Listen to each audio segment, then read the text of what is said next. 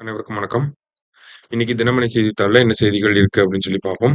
So முதல்ல வந்து பார்த்தீங்க அப்படின்னா, இன்றைய திருக்குறள். திருக்குறள் என்ன கொடுத்துருக்காங்க அப்படின்னா, "சூழ்ச்சி முடிவு துணிவெய்தல் அத்துணிவு தாழ்ச்சியுள் தங்குதல் தீது" அப்படின்னு சொல்லி கொடுத்துருக்காங்க.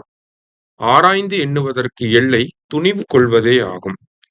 அவ்வாறு கொண்ட துணிவு காலந்தாழ்ந்து நிற்பது குற்றமாகும்" அப்படின்னு சொல்லியிருக்காங்க. சரியா? ஸோ ஆராய்ந்து எண்ணுவதற்கு எல்லை துணிவு கொள்வது அப்படின்னு சொல்றாங்க. ஸோ இதை பொறுத்த வரைக்கும் பார்த்தீங்கன்னா, நல்லா யோசிச்சு துணிவாக ஒரு விஷயத்த நம்ம நல்லா செய்யணும். சரிங்களா? நல்லா யோசிச்சதுக்கு அப்புறமா காலம் தாழ்த்தவும் கூடாது அப்படிங்கிறத இந்த இடத்துல சொல்ல வராங்க. பேசிக்கான ஒரு குறள் தான். அடுத்ததா வந்து பார்த்தீங்கன்னா, மேட்டூர் அருகே 13ஆம் நூற்றாண்டு நடுகள் கண்டெடுப்பு அப்படின்னு சொல்லி கொடுத்துருக்காங்க. ஸோ நம்ம நடுகள் பார்த்தீங்கன்னா, ஃபர்ஸ்ட் புளியமான் கொம்பையில் இருக்கக்கூடிய நடுகள்ல வந்து எழுத்துக்கள் தான் பொறிக்கப்பட்டிருக்கும்.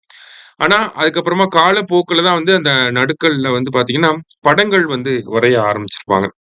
சங்க காலத்துல இருக்கக்கூடிய நடுக்கல்ல தான் வந்து எழுத்துக்களாக இருக்கும். அதன் பிறகு பல்லவர்கள் காலத்துல தான் வந்து நடுக்கற்கள்ல வந்து படங்கள் இந்த மாதிரியான சிலை வடிவங்கள்லாம் இருக்கும் அப்படிங்கிறத நமக்கு ஸ்கூல் புக்லயே வந்து குடுத்துருக்காங்க. சரியா?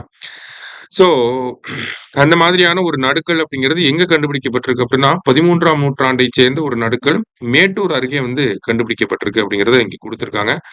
ஸோ மாதநாயக்கன்பட்டி அப்படிங்கிற ஒரு இடத்துல தான் இந்த நடுகற்கள் வந்து இருந்திருக்கு. சரியா? பேசிக்கா அவ்வளவுதான் அங்க குடுத்துருக்காங்க. அப்புறம் நடுக்கல்லோட வடிவம் கையில வந்து கத்தி வச்சிருக்காங்க. கால்ல வந்து அம்பு பாய்ஞ்சிருக்கு. இந்த மாரியான விஷயங்கள தான் இங்க குடுத்துருக்காங்க. சரியா? அடுத்ததா வந்து பார்த்தீங்கன்னா, ஜப்பானிய மூளைக்காய்ச்சல் தடுப்பூசி அப்படின்னு சொல்லி குடுத்துருக்காங்க. அதாவது இங்கிலீஷ்ல வந்து இத ஜாப்பனீஸ் என்செஃபலைட்டிஸ் அப்படின்னு சொல்லுவோம். ஓகேவா? ஸோ இந்த ஜாப்பனீஸ் என்செஃபலைட்டிஸ பொறுத்தவரைக்கும் பார்த்தீங்கன்னா, இது வந்து ஒரு ஜூனோடிக் டிசீஸ். ஓகேவா? ஜூனோடிக் டிசீஸ் அப்படின்னா, விலங்குகள்ல இருந்து மனிதர்களுக்கு வரக்கூடிய ஒரு நோய். அதே மாரி இது வந்து வைரல் டிசீஸ். ஓகேவா?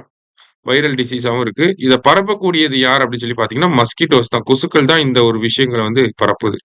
மஸ்கிட்டோல என்ன டைப் ஆஃப் மஸ்கிட்டோ அப்படின்னா, கியூலெக்ஸ் மஸ்கிட்டோஸ் தான் வந்து இந்த ஜாப்பனீஸ் என்செஃபலைட்டிஸ பரப்பக்கூடிய இடத்துல இருக்கு. ஸோ இது ஏற்பட்டுச்சுன்னா நமக்கு என்ன பாதிப்பு ஏற்படும் அப்படின்னு சொல்லி பார்த்தீங்கன்னா, நம்மளுடைய சென்ட்ரல் நர்வஸ் சிஸ்டம் வந்து அஃபெக்ட் ஆயிரும். அதே மாரி ஃபேட்டாலிட்டி ரேட் அப்படிங்கிறது ரொம்ப அதிகம். ஃபேட்டாலிட்டி ரேட் அப்படின்னா, இந்த நோய் வந்துச்சுன்னா, கண்டிப்பா இறந்து போயிருவாங்க அப்படிங்கிற ஒரு விகிதம் இருக்கு. ஓகேவா? வேக்சின் போட்டுக்கலன்னா இறந்து போயிருவாங்க. அதான் ஃபேட்டாலிட்டி ரேட் வந்து ஹை அப்படின்னு சொல்றாங்க. இதுலருந்து தப்பிச்சாலுமே என்ன ஆகுது அப்படின்னு சொல்லி பார்த்தீங்கன்னா, நமக்கு நர்வ் டேமேஜ் அப்படிங்கிறது இருக்க செய்யுது அப்படின்னு சொல்லியிருக்கிறாங்க. ஸோ இதிலிருந்து மக்கள காப்பாத்தணும் அப்படிங்கிறதுக்காக தமிழக அரசாங்கம் 2007ஆம் ஆண்டிலிருந்தே இந்த ஜப்பானிய மூளைக்காய்ச்சலுக்கான தடுப்பூசிகள போட்டுருக்காங்க. அது வந்து கிட்டத்தட்ட ஒரு 15 மாவட்டங்கள்ல போடப்பட்டிருந்துச்சு. இப்ப சமீபத்தில பார்த்தீங்கன்னா, 2023க்கு அப்புறமா இந்த நோய் வந்து இந்த 15 டிஸ்ட்ரிக்ட்ட தாண்டி வேற ஊர்லயும் வந்து ஸ்ப்ரெட் ஆக ஆரம்பிச்சது. அதனால இன்னும் ஒரு 7 மாவட்டங்கள வந்து ஐடென்டிஃபை பண்ணியிருக்காங்க.